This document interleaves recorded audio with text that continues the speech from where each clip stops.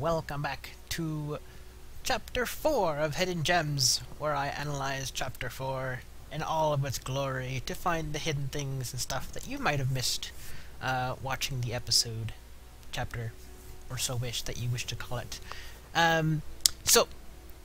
Chapter 4 doesn't really have that much. So I decided to just put this out on Friday, which I usually put it on Monday, but yeah. So, yeah, so this is going to be kind of spoilery if you haven't seen Chapter 4. So if you haven't seen Chapter 4, go watch it now, then come back and see if you've seen this stuff. So, let's get started, shall we? One of the major things that I noticed, watching it over and over again, was this little glitch that people have found. And I'll put it up here. So, Caesar warning right now, I guess. This little glitch is in the opening. It's right after this, it shows Ruby and Cinder fighting. You know how it shows the pairs fighting, and then it shows Ruby and Cinder.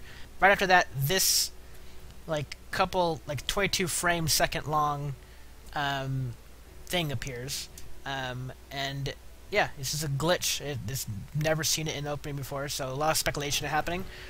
It's not showing anything specific. It's just showing this scene where like the Grimm and humans are fighting, and then it also shows Blake and Adam fighting, and then I did another kind of scene with them, but just right side up. So they're not showing very much new things. They're not showing any new things, I should say. And people are speculating like hardcore. Like a lot of theories are going out. Like, you know, why is the glitch happening? You know, that kind of thing. Is it on purpose? Did Roosterteeth put it in there for a reason? Is it a mistake that someone put it in? And you know, whatever. There's a lot of speculation over it. I don't know. I don't know. I don't know what to think. This was I missed it when I first did my reaction to it. But the second time through, I noticed something, and then it didn't really click with me until later. And so I mentioned it on the Reddit forums, and there's a Bill thread about it. Yeah, so I don't know. It could mean a lot of theories are saying that it's like kind of leading up to Cinder's master plan. It's kind of like hack-in or something, but that's been a theory about like what Cinder's true plan is, kind of thing. So it's you can't really tell from what this is what could it be, kind of thing. So yeah, I don't know. I just thought I should mention it in this video and everything. All right, next. Oops. Next, we have this, which is a pillow that Yang threw at Crow. Literally nothing in the Koko Yatsuhashi fight. There's nothing there showing anything in the background. Nothing hidden in that whole fight. Which is kind of typical in a lot of fights. Like, you know, they're all focused on the fighting and not the background stuff. So it's pretty typical. Anyways. So we have this pillow, if you remember, from Chapter 2 of Volume 1, that Ruby throws at Yang. Well, Yang threw that pillow at Crow after saying that he was defeated by a girl in a skirt or whatever at a local inn. So I thought that was pretty funny. They're bringing back the pillow. So yeah. Next, we have this scene, which I missed the first time looking through it, probably because like I was trying to fix something on my monitor or something like that. But Yang, or not Yang, sorry, Zwei is sitting there sleeping on the bed, which is very, very cute. So he's in the show. We saw him in Chapter 1 too as well, with Taiyang, which I thought personally Zwei went back with Taiyang.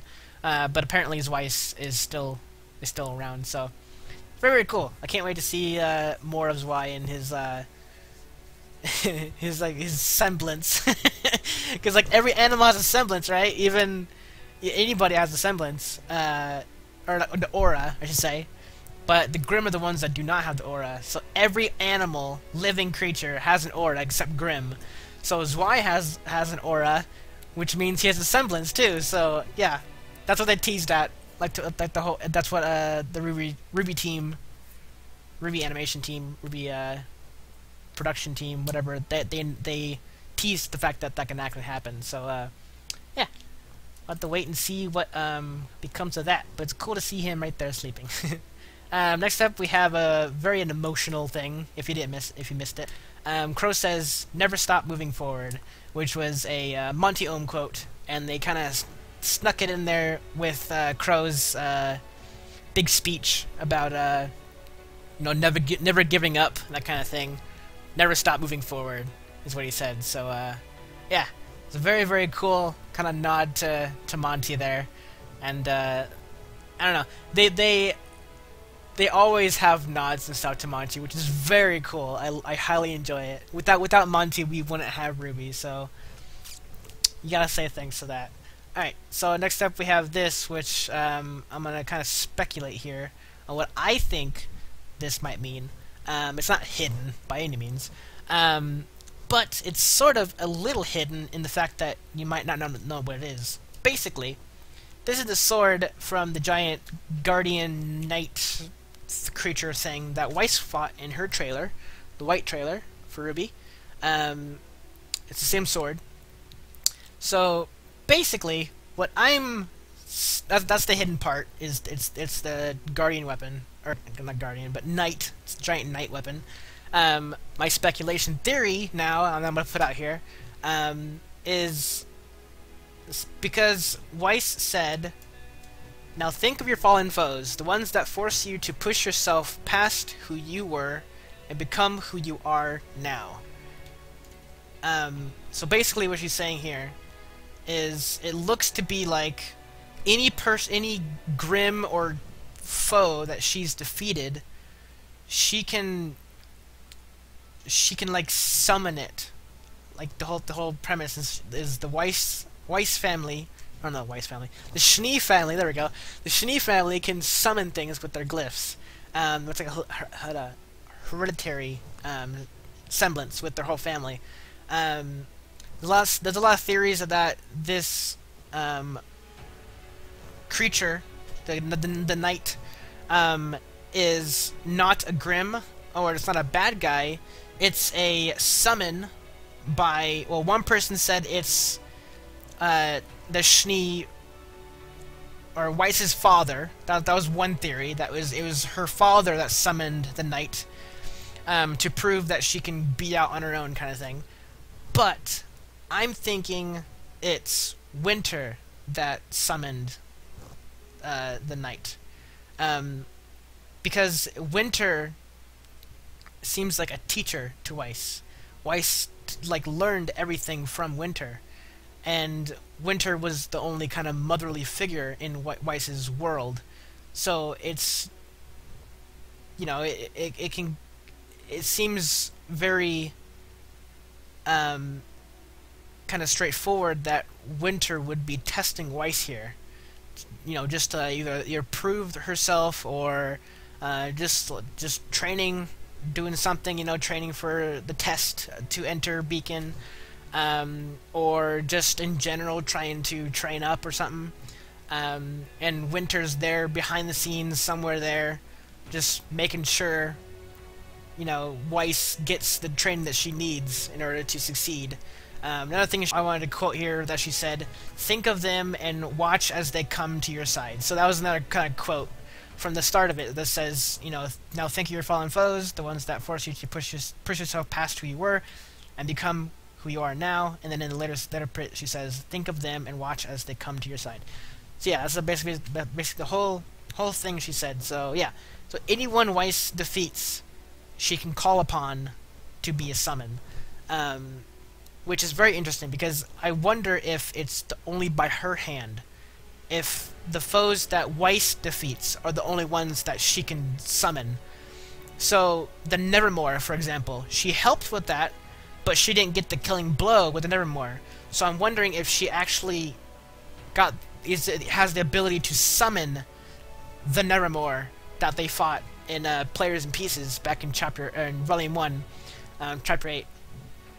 I'm wondering if she has the ability to summon that Grimm, because RWBY was the one that had the killing blow on it, but Weiss had a big part in that. You know, she launched RWBY up, and she had the glyphs all up the wall so that RWBY can run up there and decapitate the Nerdmore. So yeah, it's going to be really interesting to see what she's capable of with her summons.